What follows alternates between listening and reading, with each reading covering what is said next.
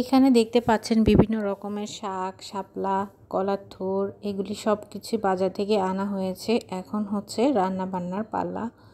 তো আমি আজকে কলমি শাকটা রান্না করব। এই কলমি শাকটা আসলে মাছের মাথা বা অন্য কিছু দিয়েও রান্না করলে ভীষণ ভালো লাগে, বা মাছের যে পেটির অংশ থাকে সেই পেটের অংশ দিয়েও রান্না করলে অনেক অনেক ভালো লাগে।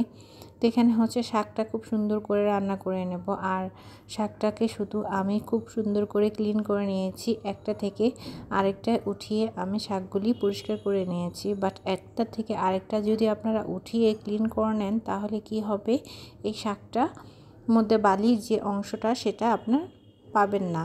তো এই জন্য এভাবেই শাকটা ক্লিন করলে ভালো হয়। আমরা অনেকেই ঝাঁঝর দিয়ে পরিষ্কার করে থাকি, কিন্তু আমার কাছে মনে হয় এভাবেই পরিষ্কার করলে অনেকটাই শাক পরিষ্কার হয়ে থাকে। আর একটা প্যানে কিছু পরিমাণ তেল দিয়ে এখন আমি দিয়ে দিয়েছি কুচি কুচি করে শুকনো মরিচ, যেহেতু এই শাকের মধ্যে এই শুকনো মরিচটা এভাবে দিলে খুবই ভালো লাগে। আর হচ্ছে সামান্য কিছু পরিমাণ রসুন কুচি।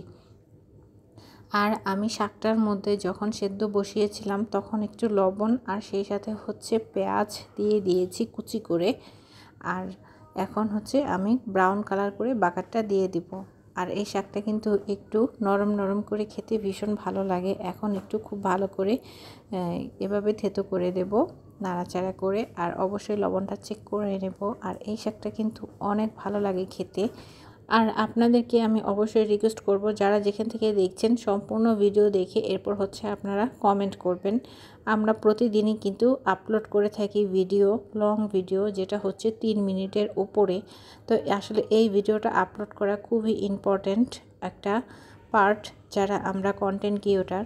তো আমরা এখানে হচ্ছে খুব সুন্দর করে আমি প্রতিদিনই চেষ্টা করি রান্নার একটা ভিডিও নিয়ে আপনাদের সামনে চলে আসার জন্য। আর এই ভিডিওটা হচ্ছে জাস্ট 3 মিনিটের ওপরে, 3 মিনিট হচ্ছে কয়েক সেকেন্ড হলেই হবে।